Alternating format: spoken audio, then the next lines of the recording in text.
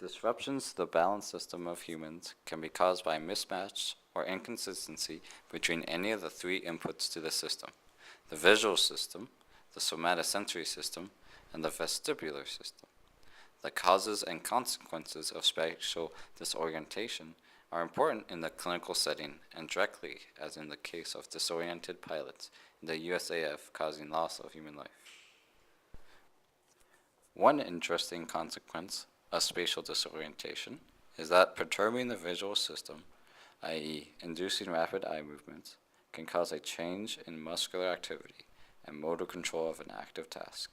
By introducing an illusion that appears to be in motion, called the rotating snake's illusion, previous researchers have measured activity of the visual cortex while subjects performed visual activities on the illusion versus a similar looking image that had no motion or illusion.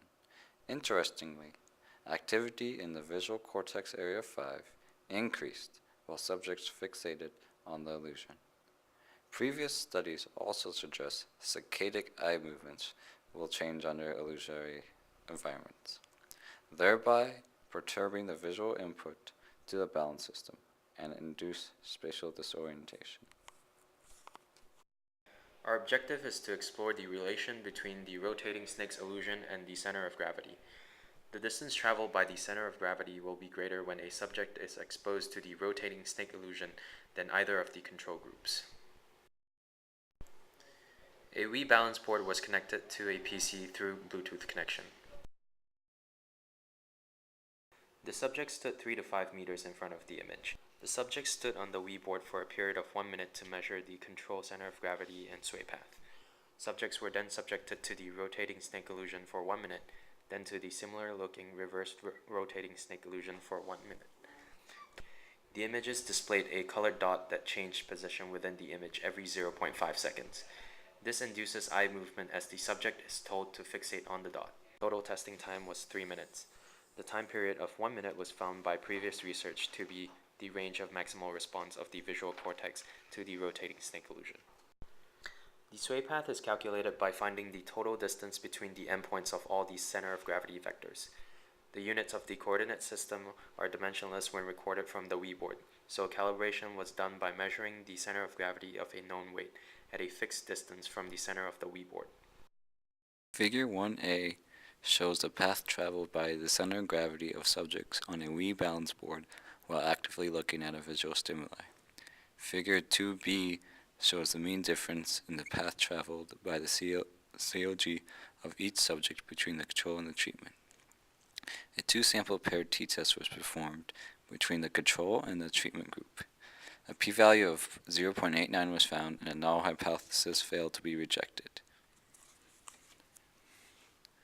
Figure 2a shows the path traveled by the center of gravity of subjects on a Wii balance board while actively looking at a visual stimuli.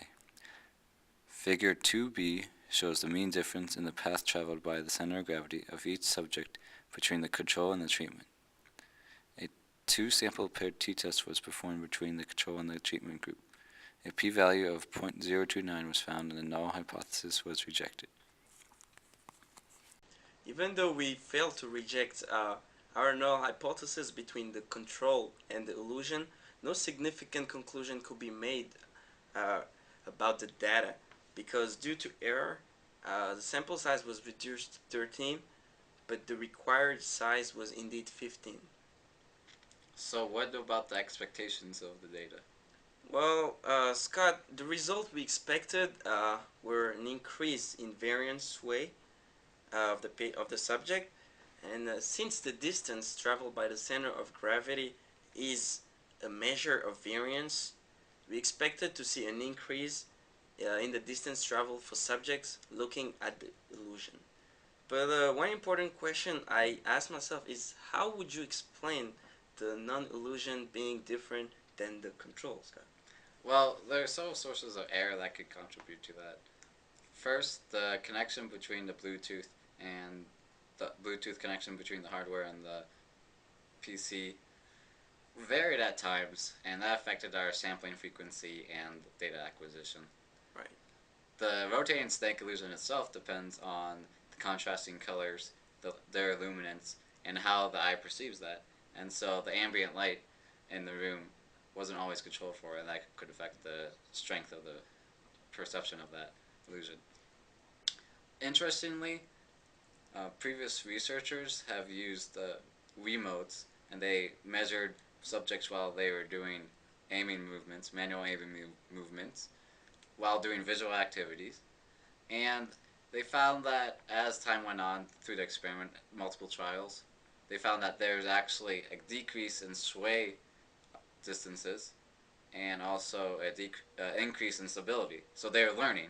Yes. The learning was occurring through the actual motion of the muscles of the arm. And so that might have occurred also in our experiment. There might have been learning all of the subject while they were standing on the rebalance board. And since we tested the illusion and non-illusion last, the non-illusion was the last one we tested. Yes. And they could have been learning through that process. That's true. And this brings me to the question, Parnell. What do you think our results mean? What are the impact of the results? And what further things can we build upon in the experiment? Well, Scott, well, in previous studies, postural control was affected by spatial uh, disorientation as measured by variance in sway distance. So the activity of muscles involved in postural control were can directly be measured using EMG activity. And in addition, the activity of the eye movement can be as well measured, since it was found to be related to spatial disorientation. In fact, illusion affects the eye movement. Uh, this whole thing is important to us because spatial disorientation occurs in the real world, such as clinical settings, and also it is pretty much the main cause of plane crashes in the Air Force. Thank you, Parnell. Thank you, Scott.